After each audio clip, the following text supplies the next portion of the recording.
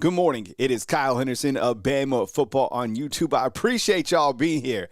Today is Monday. It is December 8th, and you are watching Bama Football on YouTube. Can I please get a Roll Tide inside the comment box as we start this new week? And we have new life, okay? And today's show, I get it. Look, you got the college football playoffs, but I do have an area in this video where it's a little bit of an overreaction because I want everybody to kind of get over, the game Saturday. And I feel like the way that they played, and I'm realistic in it, I figured they would make the playoffs. And here's the bracket, of course, and as you know, they're traveling to Oklahoma on December 19th. But I think there's a lot of people out there still trying to get out of the funk on Saturday. So we're going to go over it in detail. We're going to put that part to bed, and you have new life now starting on Monday going forward, right? You have an opportunity for a new season in the college football playoffs. So, look, we'll go over it. I'm going to ask you some tough questions. We're going to get it all out today, out of our systems. The bad, we're going to focus on the good. We're going to be realistic, and we'll have a good show, I promise you. So I appreciate y'all being here. Thank you so much. And honestly, I understand it too. It's been a lot emotionally from a workload standpoint and following Alabama football, because if you rewind, look, last week was crazy. Right? I mean, think about it. You had the SEC championship game. On top of that, you had signing day class. By the way, they finished number 2 on 24/7. That was started Wednesday. And then on Thursday, you got a commitment. And on Friday, you were on flip watch. You got a commitment. Then on Saturday, you took it on the chin against Georgia. And kind of all that buildup going against let's face it, it's a rival, right? And then on Sunday, it was on pins and needles, waiting to see if they get in. And then they're picked into the playoffs, but they're playing Oklahoma, a team that beat Alabama. So I get it. There's a lot to go over and to kind of accept, but don't worry.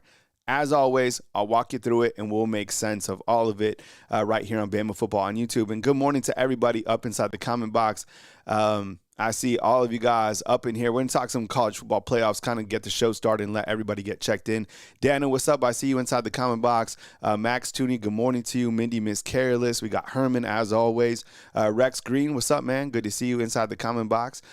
We have Crystal Jones. Thank you so much. We have got a good crew in this morning. We got Unknown Currency. What's up, man? Appreciate you being here. Bruce Williams. We have Jason Garrison. What's up, Jason? We need to get you as a fan funder, man. You be turned green inside the comment box. We also have North Alabama Storm Chase. Thank you so much. We got Tonette Turn Up. We got Anna coming to us from Atlanta. We got Bruce Williams. What's up, man? We got Project. We got the whole crew. We got I think I said what's up to Tonette. We got Ty Will Rise. Thank you very much for being here. Robert Bradley Jr. Yeah, the whole crew. We all locked in. The undefeated, kicking it. All right, Randall, what's up, man? Appreciate you being here. Let's go over some college football news and let everybody get kind of adjusted and, at their seat. This will be before we're at cruising altitude, okay? So we just took off on the show. All right, ladies and gentlemen, this is your captain speaking from the flight deck. Flight time should be around 55 minutes to today's flight. College football weather should be pretty easy going into the college football playoffs just kidding. Sit back, relax, and enjoy your 55-minute flight right here on Bama Football on YouTube. All right, let's talk the college football playoff news. Okay, the bracket is set. All right, Indiana number 1, Alabama number 9. Let's be honest. Were you guys impressed? Who watched the Indiana game? Indiana beat Ohio State. Were you impressed with Indiana? I had to say, look, that was probably about the third or fourth time I watched Indiana. And the same things keep coming up when I watch Indiana football, all right? Yo, the quarterback is good, all right? He's I saw his post-game interview. He's super excited. I kind of like the dude, to be honest, okay? But he can challenge teams vertically. And what I mean by that is he's not afraid to go downfield, and their wide receivers are fantastic. I think they got really good wide receivers, and their defense is great. To be able to beat a football team like Ohio State as they did, I thought it was great. But you're like, man, they were 1-2. Why did they even play the game, right? So we'll talk more about, kind of the bigger picture of college football. But I do have to say that Indiana looked like a very good football team. Same thing with Ohio State. I felt that Julian Sain, he has a lot of weapons, and he can challenge you downfield as well. So Indiana is number 1, and Alabama is number 9. Alabama on the road, as we know. The winner of the 8 and 9 will actually play Indiana out in the Rose Bowl. So let's kind of talk about the winners and the losers of that bracket. And I think the clear winners of the bracket are James Madison, Tulane, and Miami, right? Let's face it. I mean, I still think it's ridiculous. And look, these guys have had a great season for what it is. James Madison and Tulane. They're winners of the bracket because they get to be in the bracket. We all know, honestly, like, not talking smack about them, because I'm sure they have pride in performance. They're good teams, respectively. But should Tulane and James Madison really be in the playoffs, fam? Yes or no? Inside the comment box. I don't think so. Like, why do we? It's a participation trophy of, like, the group of 5 teams. This is our system? Just like the next best? Like, there's better teams than James Madison and Tulane. And I'm not here to fight for any other team that didn't make the playoffs. I'm just here to represent facts. These teams should not be in the playoffs, okay? And I think that if you're out there and you have a different set of opinion, number one, I'm open to it. But number two, it's just like James Madison and Tulane are not better teams than, like, Vanderbilt. They're not better teams than Notre Dame. They're not better teams than Texas. They're not better teams than, like, a BYU or a Utah, something like that. You know what I'm saying? And look, these are the rules that we have. It's just like, I think they're winners. Does anybody know who Tulane lost to earlier this year? Right? They lost to Ole Miss, where you could clearly point to Alabama losing to Oklahoma. But look at Alabama's strength of schedule, right? Okay, so those are kind of the winners of that. And I think Miami too. And look, am I glad to see Miami in? Well, look, Miami beat Notre Dame, and that was head-to-head. We had to value head-to-head at some point. It's like the committee all season long forgot that Notre Dame had lost to Miami. Those two teams played back in August 31, and I don't know if somebody brought paperwork and was like, hey, remember that Notre Dame lost to Miami. Because all season long, and when the playoffs started, Notre Dame was ranked above Miami. I was like, yo, head-to-head matters to me so much. All right, Blake with the super chat, bro. I appreciate you kicking us off, man. Man, is that a little whiskey in a little whiskey glass, or is that wine? It looks like a little whiskey, man. What's up, Block? What's up, man? Good to see you. Thank you so much for kicking it off with the super chat. I appreciate you, man. Thank you. And so Miami winner gets into the bracket. Now, I think the losers of the bracket was clearly like a team, such as Notre Dame. Right? Notre Dame, Vandy. And I'm not here to fight for any of those teams. Vanderbilt had opportunities to beat Texas. Vanderbilt had opportunities to beat Alabama. Notre Dame had opportunities to beat Texas A&M. You know what's crazy about Notre Dame? Were they 1 point away from winning that game or whatever it was, but Tyler Buckner comes back into play. Remember him?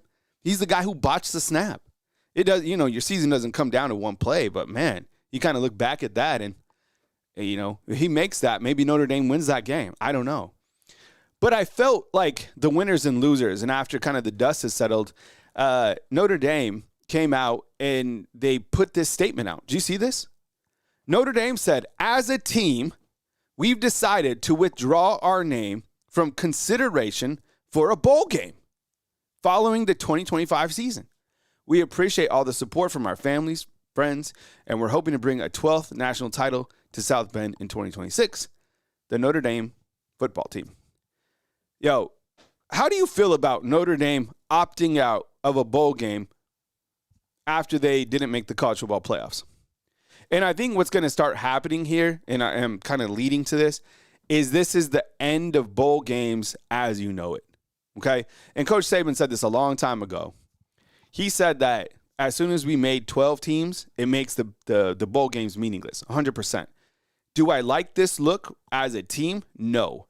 Are the bowl games meaningless? Yes. But them coming out of this is a pretty bad take. And I think it looks weak. I think it kind of reminds me of like a Florida State situation a couple years ago when they were like going after the committee kind of, look, you don't make it. The best thing to do, as we always discuss, is you just go to the next thing. And the next thing is playing in whatever, the Cheeto Bowl. And Coach Kalen Deboer was asked about this. They're like, hey, if you didn't make the playoffs, were you thinking about maybe declining a bowl invitation? No, that never crossed our mind. I do see some upsides in a bowl game. I mean, yeah, is it irrelevant? Sure. But it's opportunities to play as a team, have some pride in performance, and maybe get some other guys' rotation. It's kind of, you could think of it as like an extra spring game, right? So Notre Dame with the bad look. So Notre Dame has actually scheduled a press conference with their athletic director that will be at 11 or at noon Eastern. So 11 Central. I have no idea what he's going to say. Hopefully they don't try to, sue the committee. Well, the committee is, dirty anyways. We don't like a committee, but I mean, you're starting to they became a villain, right? Who are villains in college football right now? We got Lane Kiffin, we got Notre Dame, Diego Pavia, right? Those are like the villains. Who else is a villain? I don't know. There's some other teams that have declined bowl invitations. I'll go full screen as the text kind of small. Florida State, check this out. Florida State and Auburn are among 7 5-7 teams that have declined invitations to play in the Birmingham Bowl versus Georgia Southern. No one wants to play Georgia Southern. The other teams include Temple, Kansas, Central Florida, Kansas, and Baylor. So those teams don't want to play in the Birmingham Bowl. They don't want to come and eat the best food in the Southeast. Birmingham's restaurants are fantastic, as you know. So, the two questions that I posed, what do you think about teams declining bowl invites overall? And what do you think the score of Alabama and Florida State were to catch each other again? You think Alabama would just do bad things to Florida State at this point in time? Right? If those two teams were to play, I think it would be a completely different situation. Who knows? Hypotheticals. On the other hand, you have a team like BYU who puts out this statement.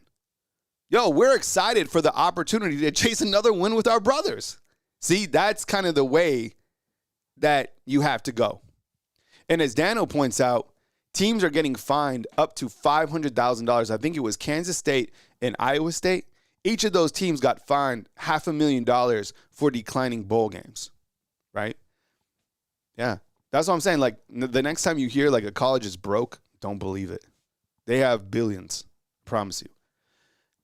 I like this look for BYU. Look, they're going to the Pop-Tarts Bowl with the mentality to play just another game, all right? And Daniel's pointing out, too, Tommy Castellanos wants another year of college football. He's actually, I think, in the process of suing the NCAA to come back next year, all right? Crystal points out inside the comment box. Let's see what she has to say. What's up, Crystal? Good morning to you. What's up with the article on On3 shared yesterday about Notre Dame having memorandum and understanding starting next year, they would be assured a top 12 position in the college football playoffs? I didn't see that. That looks really weird. Notre Dame, this is what Notre Dame needs to do. Notre Dame, I appreciate the question, Crystal. Yo, does Notre Dame, the easy fix is this. Notre Dame, join the ACC. Join the ACC. You win the ACC, I promise you, okay? I know you took one on the chin in Miami, but the majority of the teams, I feel that Notre Dame, they play a good amount of AC teams already.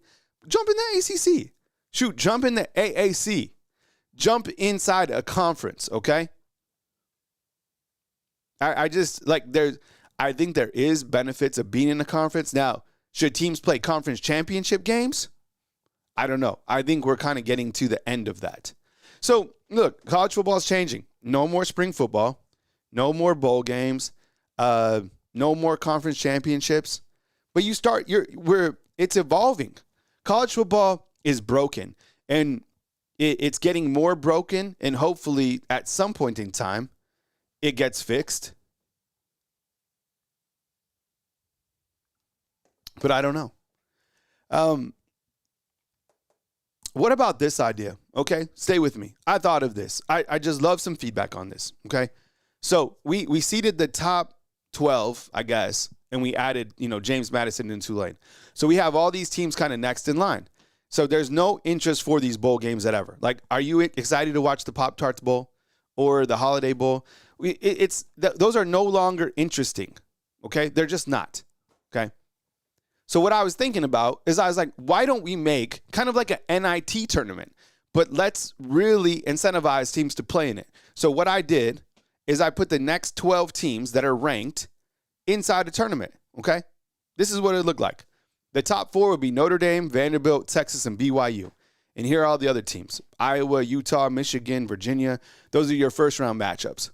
And make the prize like really incentivized so you get these teams to play. Play this game, the championship game, like, ahead of the national championship. the same location or whatever you have to do. I mean, could you imagine? I think eyeballs would watch this game. This would be much more entertaining to watch during this holiday season than the Pop-Tart Bowl, okay? And you know what? The Pop-Tart Bowl or the Cheez-It Bowl, these could still be the actual games. Like Iowa and Utah in the first round game, that could be the Pop-Tart Bowl. The Michigan and Virginia game, they could play that game at Fenway. Georgia Tech, USC, you could play that game, the Citrus Bowl. Houston and Arizona, you play in the Las Vegas Bowl. Vanderbilt and Notre Dame play the Pinstripe Bowl out in New York. Texas and BYU play in some sort of, other bowl that's regionally specific, and then you play in the finals. Do you guys like this game? Do you like this? I think it would be interesting. Because it's like, man, look, if this tournament was going on simultaneously to the Big Dog tournament, whatever, and you know what it does? It gives you a prize to basically build up your roster, right? That would be the incentivized portion to playing a game like this. That's what I was thinking. And I think if you went that way, it'd be interesting. But who knows? But as Star Wars says, he does like our path in the real college football playoff bowl. All right. We have now turned to Overreaction Monday. So this is kind of like the airing of grievances. Let's get this, out on the table, okay? Let's flush it. Let's go over all the things that we really have to talk about, the hard things, okay? Let's just get it out there. The things that you've been waiting to say to somebody, say it. Let's get it out, okay? So if you're watching on the rewatch, or if you want to come back and write this down inside the comment box, type it in and list out the letters. So if you have an idea for A, B, C, D, E, F, G, post it inside the comment box, okay? Let's talk about A right now. Do you feel that this team is trending up or down? Comment box. Up or down? If you ask me, the way that they played against Georgia, I kind of look to it as the last 3 SEC games. And I'm fully aware the competition of those teams. But if you really had to ask me, Kyle, is this team trending up or down? I would say down. Okay? And it'd be why? And I could list a lot of different factors, but this team is trending down. Now, the good news is new life has been given, and we'll talk about that at the end. But why are they trending down? Well, I would say clearly because the offense is going absolutely nowhere. The offense is the biggest reason that the team is trending down. You want me to lie and say it's something else? The offense. Okay? So the offense is trending down. Now, why? There's a lot of different reasons. Okay? I think it's easy to point to the quarterback. I think it's easy to point to the O-line. I think it's easy to point to the running backs. I think it's easy to point to the injuries that they've had. But I do feel, and I said this on another video, it seems to me like the defense has been able to go through those injuries and have quality too deep, whereas on the offense, they don't play as many backups, and the two deeps aren't maybe ready or as good, right? And look, we're going to talk about Ty Simpson. I'm going to ask you some hard questions about him. And it's probably going to make you uncomfortable, but just get it out there. And I could already tell you people inside the comment box are going to ride me. Oh, you don't like Ty Simpson, blah, blah. I have to ask the tough questions. This is what everybody's talking about. Everybody today, if you work, you know what you're saying? As you go and you fill up your coffee, what you think, man? You think new quarterback should be starting? I know it because I'm doing the same thing. So the team is clearly trending down, period. What is causing your doubt about this team, right? Because I see it inside the comment box. There's a lot of doubt. The most liked comment I think on Wake Up Bama was, Kyle, why are you being optimistic? This team is trash. They don't deserve to be in the playoffs. So I was I didn't respond. But I was thinking about it. I was okay, what is causing doubt in this person's mind that they've just kind of thrown in the towel, right? So inside the comment box, what is causing you the biggest doubt going into the playoffs? O-line, I see. The offensive coordinator. Right? I think it's just the fact that it's like we haven't seen change in like a positive way from the offense. And I think that being, having no running game, there's a Ryan Grubb. I'm having a lot of hard time with Ryan Grubb right now, fam. It sucks because I've at the beginning of the season I was like gassing this dude up a lot, and I feel like and I'm going to talk about him a little bit more, but I'm like I think he's kind of causing me a lot of anxiety. Him and Ty. I love Ty. He's just like he's not playing like an elite quarterback. On the other flip side, you're like, damn, well, look at the defenses he's going against, Kyle. So, what are your doubts? What's giving you like anxiety when you look at the bracket? You're like, oh man, they're done. All right, letter C. The lack of offense is driving me crazy. Is it driving you crazy? I was kind of like already kind of going there, but the offense is not matching the defense. They're ranked, I think, 67 in the country in total offense. They have no deep ball ability. They have no explosive plays. Their offensive line isn't physically imposing. They struggle against pass rush. Ty's been inaccurate.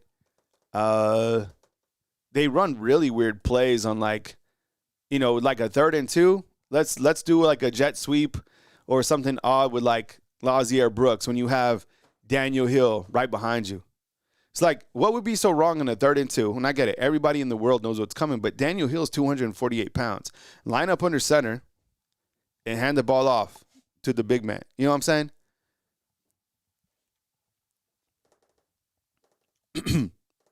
I think D is also on people's minds is like people don't want to get embarrassed again, right?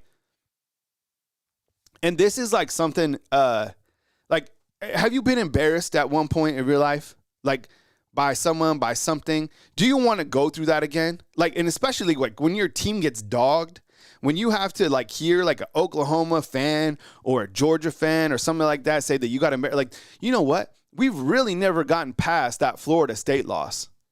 And Alabama fans don't want to get embarrassed. They don't. They don't want to go into the playoffs and have to deal with the same, by losing to Oklahoma. Can you imagine? Can you imagine Oklahoma fans saying that they beat Alabama 3 years in a row or 3 times in a row? Oh my God. Because I still kind of view Oklahoma as a Big 12 team. You imagine if these guys beat Alabama for a 3rd consecutive time? That would be embarrassing. This is Alabama.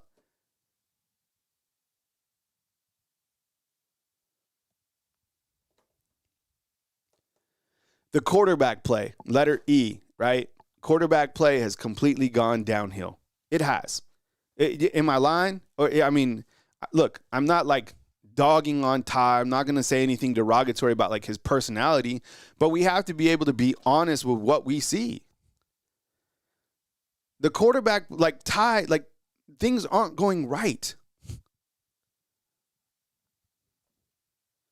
With Ty, something, and look, I see all the rumors. I know all the stuff out there.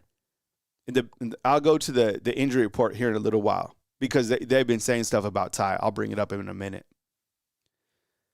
But what the hell changed with Ty Simpson? I did like that play where he was kind of like running around, scrambling, and then he just threw it downfield, and it hit Jeremy Bernard right in his chest.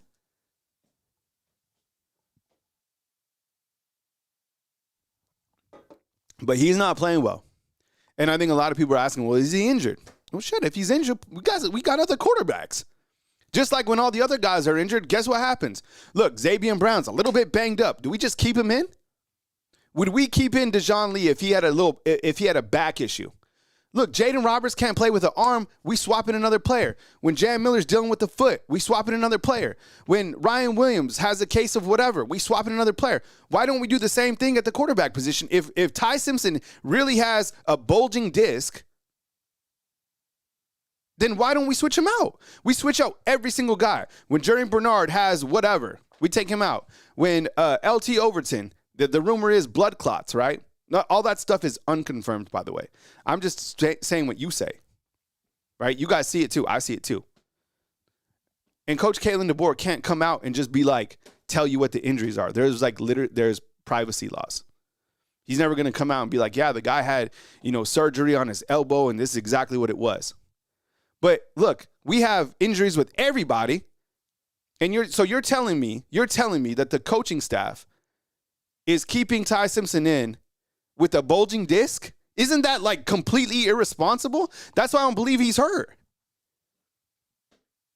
Every single guy gets, we sub out every guy when they're hurt.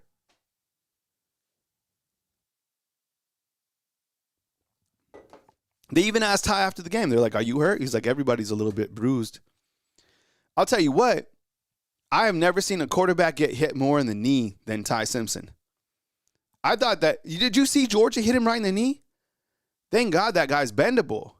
Man, I thought he was done. All right, I'm on F over here. Let's say, okay. How about this? Who's in this phase? And who's like adult enough to like admit this? Healing after a loss takes time, right? It takes time. Especially losing to Georgia, especially losing like a SEC game. Like healing takes time and you just need time. Who's in that bucket? I know there's some people out there like that. You know what? Time will heal it. 12 days will heal it, okay? You have 12 days before Oklahoma to kind of get past that. But losing to Georgia, and especially coming back on Monday and reading all the social media and seeing people inside the comment box that are Georgia fans, you know what I'm saying? It just takes time, right? You'll get past it, but it takes time. How about on G? Okay, Alabama football has been gifted new life. It's the truth.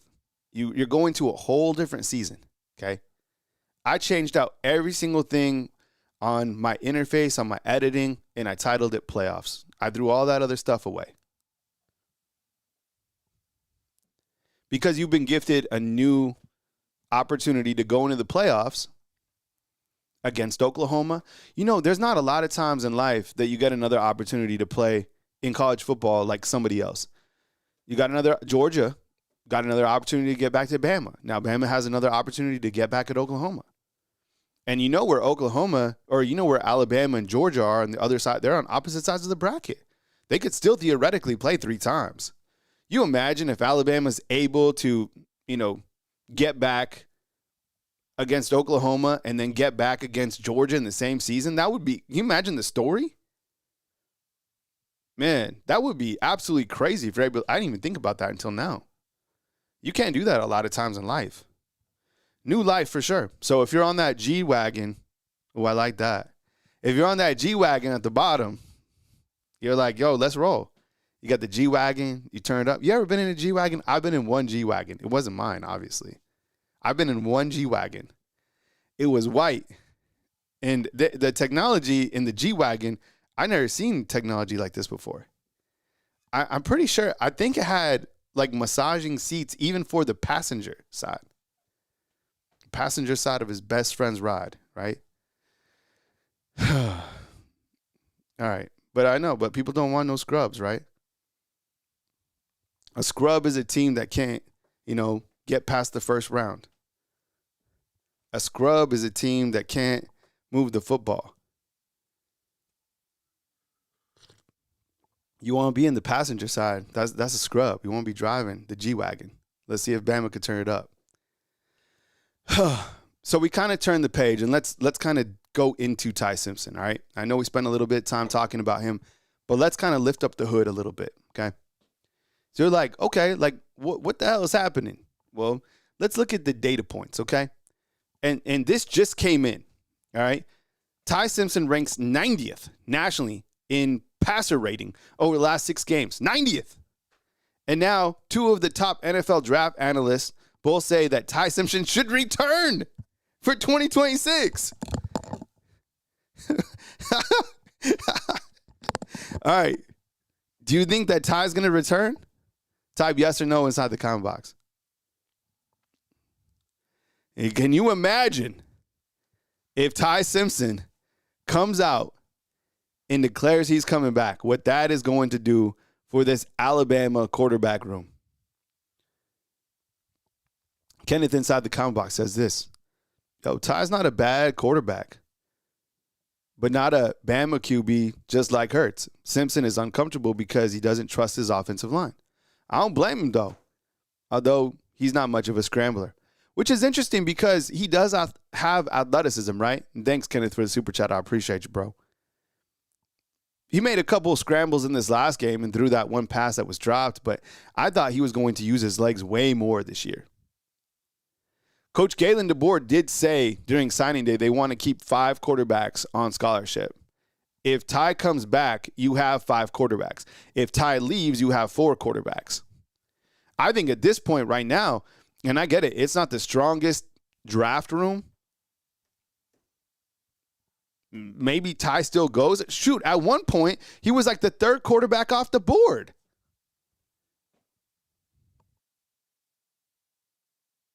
Think about this, though.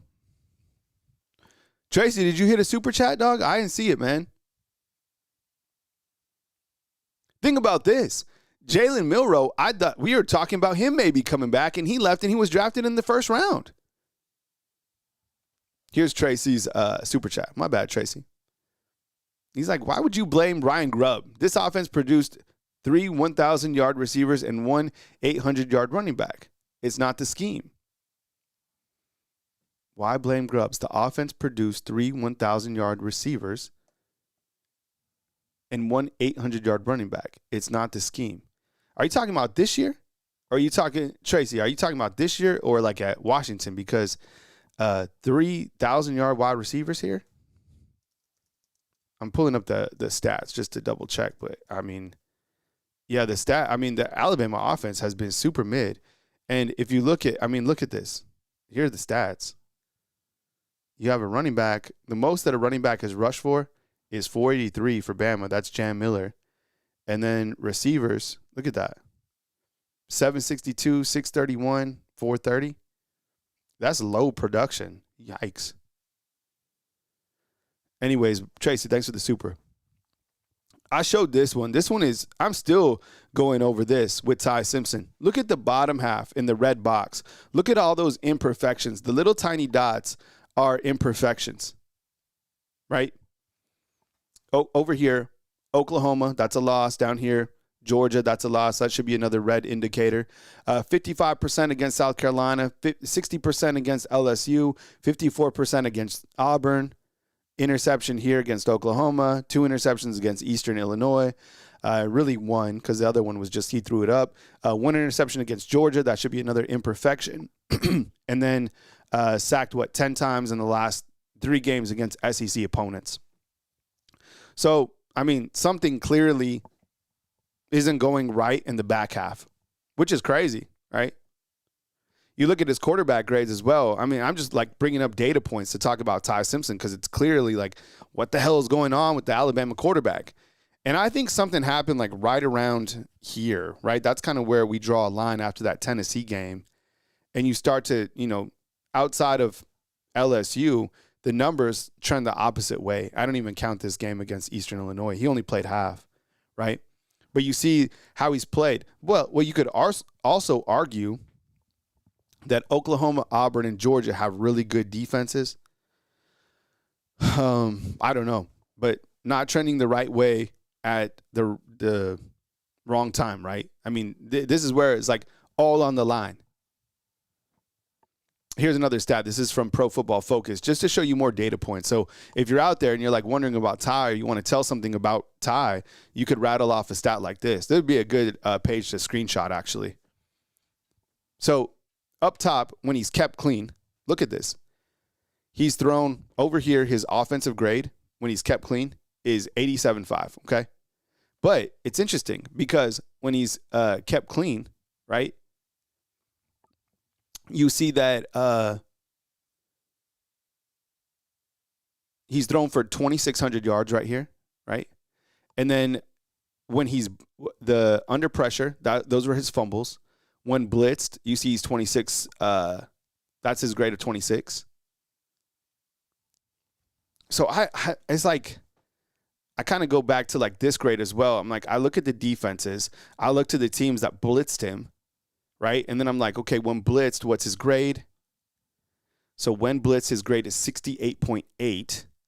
And under pressure, 50. So there you go. So if I'm trying to play Alabama football, I'm blitzing the hell out of them, period. And I'm challenging that offensive line. I think teams have done that. And you see he has an under pressure grade of 50.1 and his fumble grade is 21.1. So if I have access to these grades, then obviously other people do too. Moving to the injury report, Coach Kalen Deboer spoke to the media yesterday, and he gave an extensive injury report. Okay, now it's important to know that the college football playoff principles also take into account which players will be healthy, inside the playoffs, and will that team be better because of players that were missing in the title game or whatever it is. So in this particular case, all these guys were not 100%. And according to Coach Kalen Deboer, most of these guys should be 100% by the time Alabama plays Oklahoma. It's a pretty long list, right? Geno Vandermark, I think he's a little bit banged up. Jam Miller, I'll talk about more on him in just a second. Josh Cuevas looks like a foot. Justin Jefferson, I think a little banged up. Cam Dewberry last game, I think he might have played a little bit. Kelby Collins out with the injury. LT Overton out with the illness. Parker Brailsford, this guy hasn't been 100% since like Thanksgiving. And then, or even before that, like the second week of November, you haven't had a healthy Parker Brailsford. And then Xavier Brown, I think he got dinged up against Georgia. I think he'll be good to go. With Jam Miller right here, I'm expecting him to play against Oklahoma, but Coach Kalen DeBoer still said that he's kind of the furthest away out of all the guys from playing. But, from the things that I hear, I think I'd be a little bit more optimistic on Jam Miller, but I'll keep you guys posted. And of course, all the official stuff comes from Coach Kalen DeBoer. Now the rumor mill is out there, and I'm sure, have you guys seen the rumor stuff? Who's seen the rumor stuff out there? Okay. This is the rumor mill. None of this, what I'm about to talk about, has been confirmed. Nothing. Okay. But this is out there. So let's just talk about it. Ty Simpson. They're saying that he's got some sort of disc issue in his back, and that's why he's playing, the way that he's been playing. Has it been confirmed? No, it is not. But people are saying that his back has been hurt. I was countering it a while ago by saying if his back is hurt, then why not play another quarterback? Okay. Josh Cuevas, people are saying that it's a broken foot. Some people are saying it's a fracture. What we do know is that Ty played all game and that Josh Cuevas was a game-time decision. So I would imagine if he was close to playing against Georgia, give him 12 more games, right? It's like 12 more days, I think he'd be fine. And then LT Overton, you've seen what the rumor is on him. Have you guys, okay, I'm not even going to say it. You guys say it. What have you guys seen on LT Overton? The illness. Like, what is the illness? What have you guys seen? And I'm just doing this to prove because I see exactly what you guys see. And again, none of this has been confirmed because people are like, illness? What type of illness is it? Coach Kalen DeBoer, like I said, doesn't have to tell you exactly what it is. I'm going to see if anybody can bring it up. What you guys have seen. Because I've seen it too.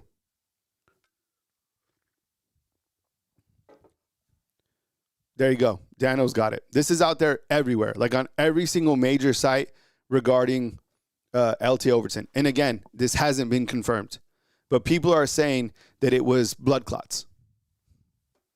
So Coach Kalen DeBoer is not going to tell you exactly what the injury is. There's privacy laws, but people are talking that there's blood clots. So none of that has been confirmed. That's the rumor mill. Okay, so if you're wondering about, where these players were, what's up with them, those are the rumors on each of those players. Sometimes rumors, are true. Sometimes they're not. But that's what's out there, right? So, Rock Righteous, what's up, bro? Kevin Riley, yeah. Oh, I don't have Kevin Riley listed on this board. Coach Kalen Deboer didn't speak about Kevin Riley. That's an interesting one. Now, on Kevin Riley, I think he had a jaw, like a broken jaw that he suffered against Eastern Illinois. Okay, fam, you have some sort of, medical background. What are we out for, like a broken jaw? How quickly can we come back from a broken jaw? Is that like, I'll wait for you guys to answer, and I'll just kind of look it up on, I'll just type it in. Recovery, broken, it's going to be so vague. Broken jaw, timeline. Damn, this is saying could be 3 to 6 months. Is that right? For a broken jaw? Yeah, that's 6 weeks. Yeah, that's what they said about Riley, was a broken jaw. That's what Jamie Burr is saying 3 months. That's what our friend Google says. 8 weeks. Yeah, I mean, how you get a broken, someone must have got under there. Who knows? But he didn't mention anything about Kevin Riley. 4 to 8 weeks. Justin's like, just tape it up. Put one of those big pads on it. I don't know, Ron. I have no idea. A really good question. I didn't even know that he had a broken jaw. It was you guys who told me, and then everybody started talking about it.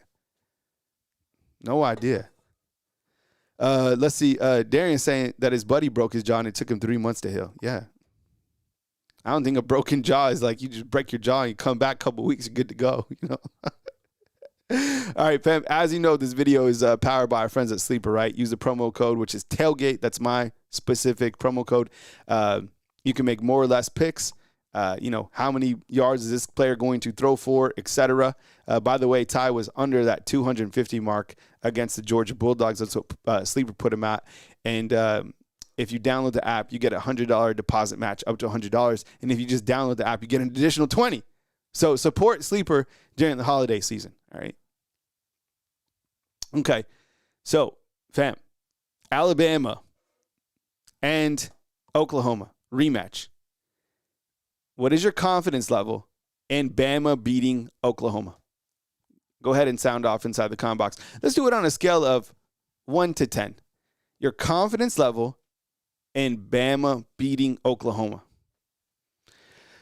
Oh, Kyle, he did mention Riley? All right, I'll go back and check on that. Thanks, Kyle. I appreciate it, man. I must have missed it.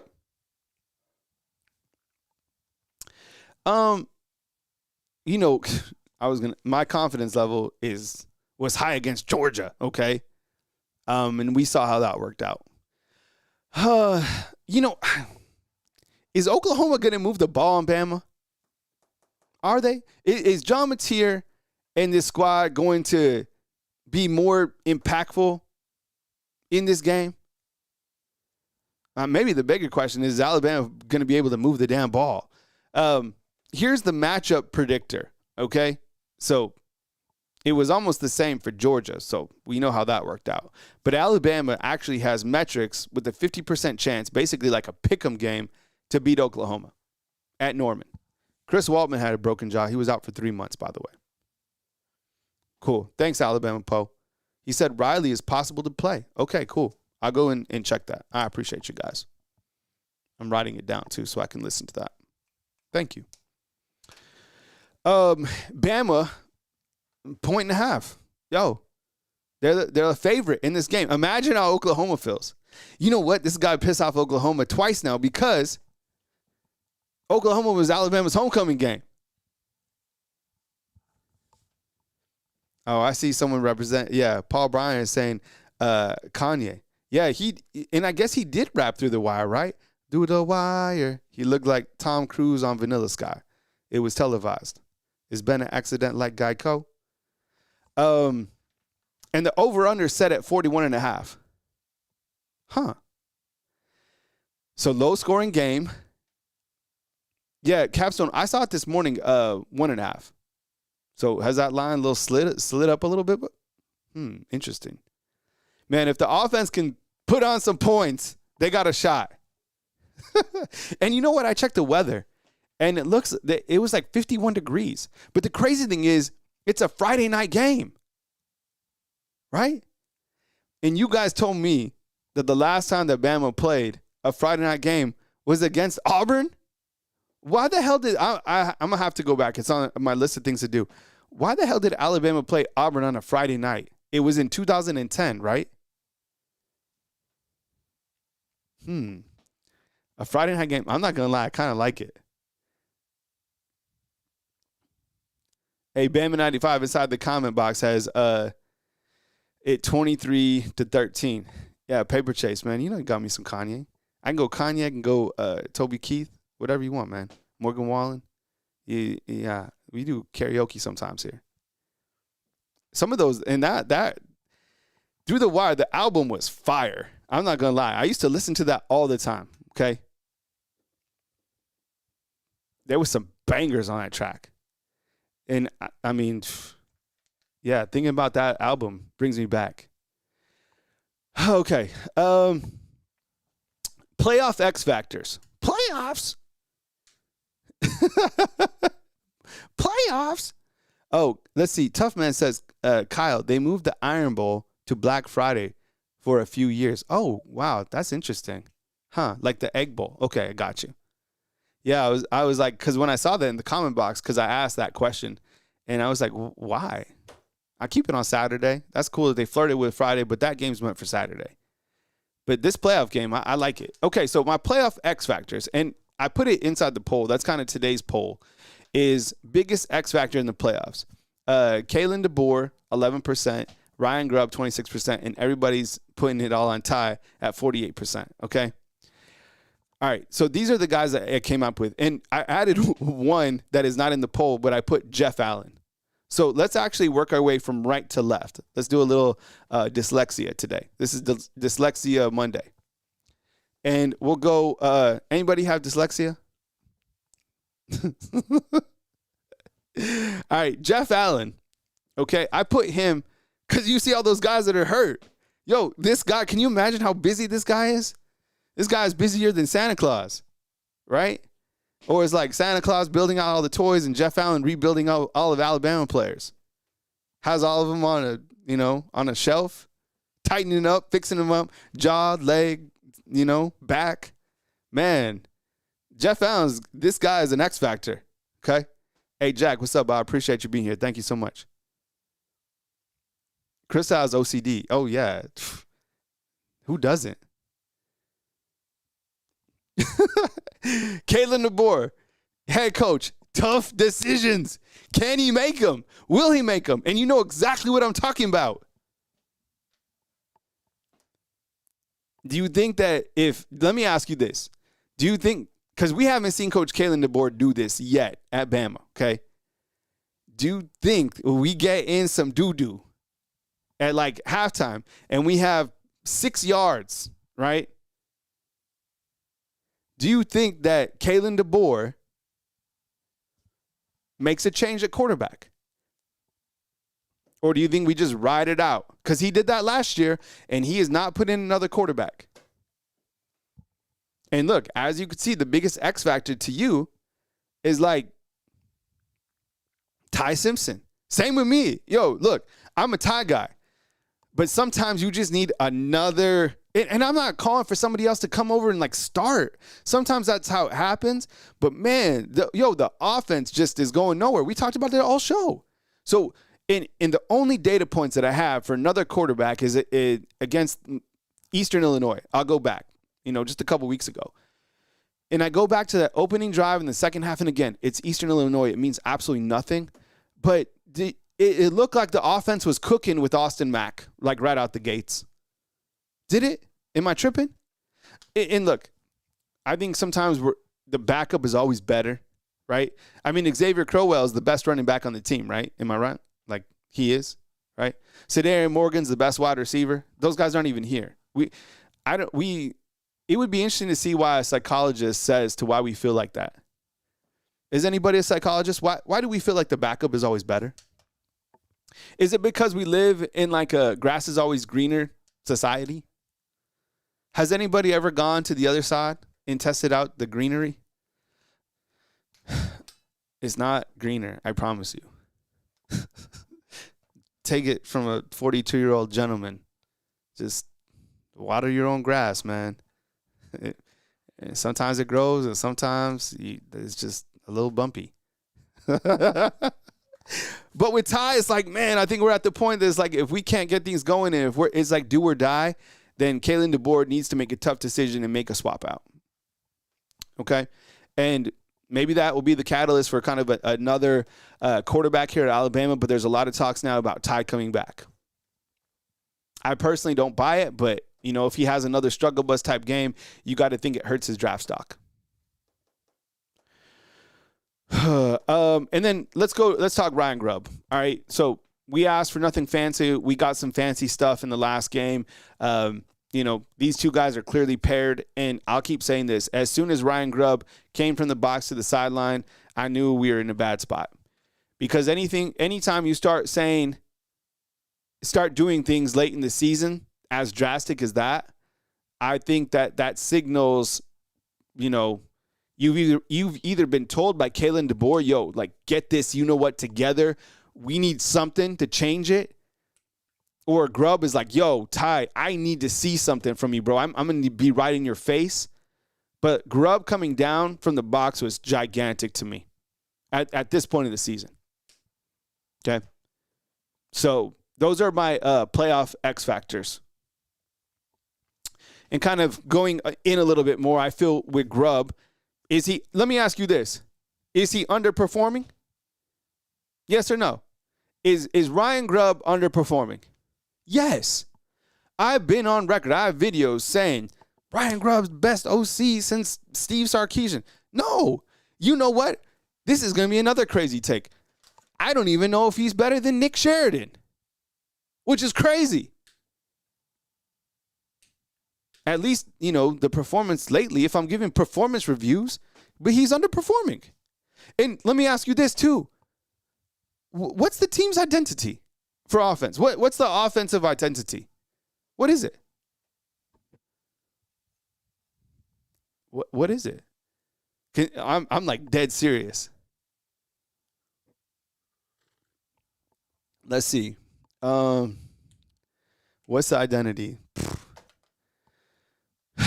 Terrible run game, some trick plays that we've never seen before, and drop passes, and a quarterback who's not accurate. Is that the identity of the team? Man, I can't even think of positives. Help me out. I'm dead serious. Like, what's a positive? What happened to Jeremy Bernard? He used to be like doing all sorts of stuff.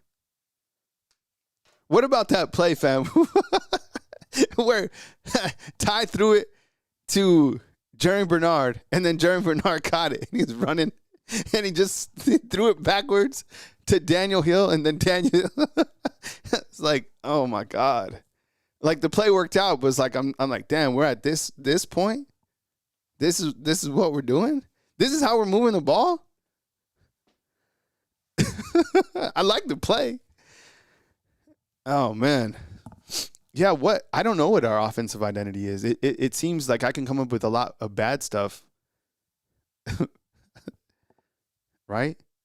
Man, and you know what? Jeremy had a drop. Isaiah Horton had a drop.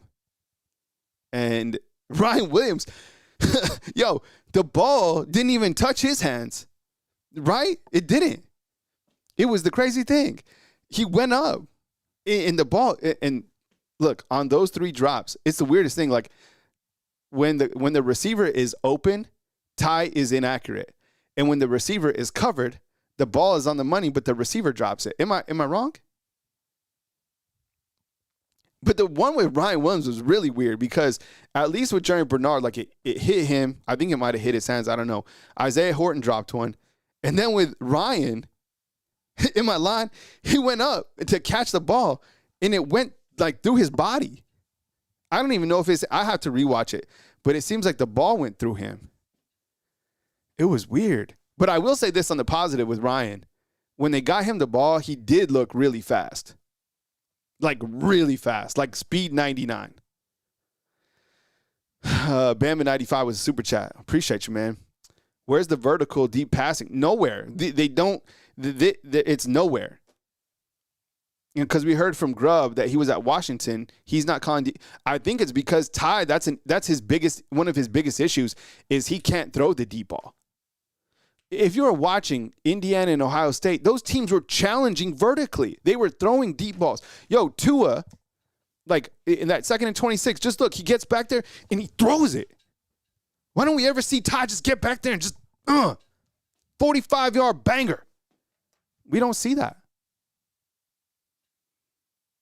I just don't think they have a deep ball. Ryan Harris is like, deep shots need more time from the offensive line. That's a good point. Yeah. Yeah, you can't, But there has been time. Like, for example, Ty did have time on the interception that he threw, right? Like he did. He wasn't under pressure against Georgia. He had time. He was looking down. Georgia was in zone coverage, and they picked him off, but still he had time. Matt just Matt? What's up, Matt just Matt? Entire offense should be how to dump the ball to playmakers in space. Yeah. Yeah. He says Ty's not the problem. Grubb is. That's an interesting point right here. And okay, before I go on this, maybe this is something to think about. Because why the hell, it seems to me like Grubb calls the play and Ty gets the play and he gets up to the line. He's like, this dude's drunk, dog. I can't call this play. I'm going to get killed. So he's like, blah, blah, blah. Omaha, Omaha, Omaha. Blah, blah, blah. Kentucky Fried Chicken. You see what I'm saying? What if this is happening? What if Ty Simpson's getting the play in his headset and he's walking up to the line to be like, oh, my God, Ryan Grubb just called a triple reverse. He's like, no. Blah, blah, blah, blah, blah, blah. You know what I'm saying? What happened? What if that's happening? You know what I like that Georgia did? Staying on mattress Matt over here. Let's sleep on it. Georgia, look, Gunnar Stockton, all he did was he stepped back and he just threw it to like little screens. We could do that. We have guys. Do that with Lazier Brooks. Do that with Ryan Williams. You guys tripping about, could you imagine what Ty would be saying?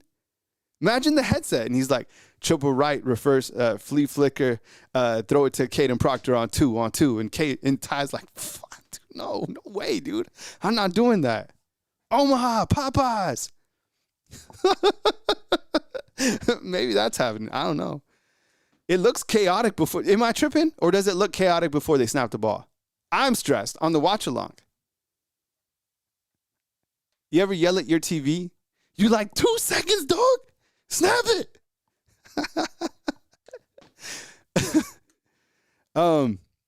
Okay, Kalen Deboer, playoff X Factors. He's 1-2 in the last 3 SEC games he's played. That's scary. So you lost to Oklahoma, you lost to Georgia, and you beat Auburn. Thank goodness, right? And you're 0-2 against Oklahoma, as I pointed out. We got a super chat. Let's do it. The mattress Matt one more time is like yards after catch is like 10. Yeah, Ryan Williams, most of the yards were like yards after catch, right? And will he make the tough decisions? As I asked, we'll find out. And then with Ty Simpson is like, need to find it again. And I pointed out the deep ball. It's like, I do feel it exists in Ty Simpson. I've seen it. We've seen it, right? Like he's been on it sometimes. He needs to find it again. I don't know how you find it again. It might be just like believing in yourself. What was that? What was the movie? It was Hook, right? Where they flew out Peter Pan and he had to go to Never Never Land. He had to like make believe that like he was like he could have it again. Like I don't know, like something needs to happen for Ty to like find the marbles again. because he's not cooking, okay? But we've seen it before. That's what's so confusing to us. And then with the deep ball, man, I just think that might not be a part of his game because we've seen quarterbacks have deep ball. Ironically, that was one of Jalen Milroe's strong suits. Was it not? Jalen Milroe could throw it, man.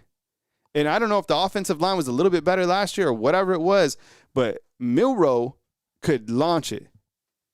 Milroe's deep ball, remember, that was the only thing that he got, man, was just Milroe could just bomb it. Bomb it or he was going to take off. That was the play. Vertical or just run it. But the deep ball is just like, and we have deep ball receivers like Ryan, if he catches a ball, like he's a deep ball. Lazier Brooks, he's a takeoff guy. Money McGee, what's up, dog? Appreciate you. We need a change. Yeah, see, that's what people are talking about today. So that's kind of where we stand for Monday. All right, so kind of chew on those things. Maybe like the playoff X factors is a really big, area of where we're going to go. I think we don't have a lot of issues on the defensive side. We really don't. It's like the defense, I think, gives up points because the defense is put in a lot of bad situations. Blocked punt, interception, going for it on 4th and 2 from your 12. Yeah, hey, man, like Kane's like, yo, yeah, we allow points, but man, like you got to give me more than, it's hard to stop a team scoring from just 20 yards in. So think about that, right? 3 of Georgia's touchdowns came short yardage. There's not a lot wrong with the defense other than they're a little bit banged up. So that's kind of where we're at. I hope you guys enjoyed the show. I did it as well. I always look forward to getting online at 10 a.m. With you guys live, and of course 4 a.m. Wake Up Bama, and then kind of sporadic videos throughout the day right here on Bama Football on YouTube. So we have 12 days before Alabama takes on Oklahoma. It's a Friday night contest. To give you an idea of kind of the schedule on the YouTube channel, same stuff, right? Every single day, 10 a.m., 4 a.m. wake up call. I'm a very routine type person. So that's kind of what we got. And then sporadic videos throughout the day. If you want to follow us on our Facebook channel, that's where I also put content. It's free. Graphics and, a ton of people on that channel. I think we have 75,000. So 75,000 there, 116, here. I'm also on TikTok. I don't post a lot on like X. I think that X is just that place is too crazy. It puts you in like a negative space, and I don't want to go there.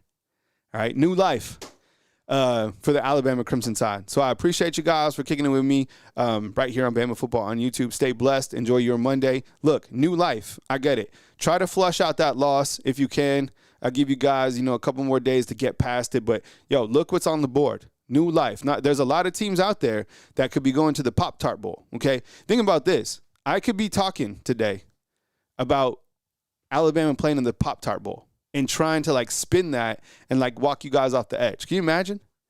Welcome to Bama Football on YouTube. We got the Pop-Tart Bowl, all right? And we're taking on Kansas State, and these are the things that we're going to talk about today.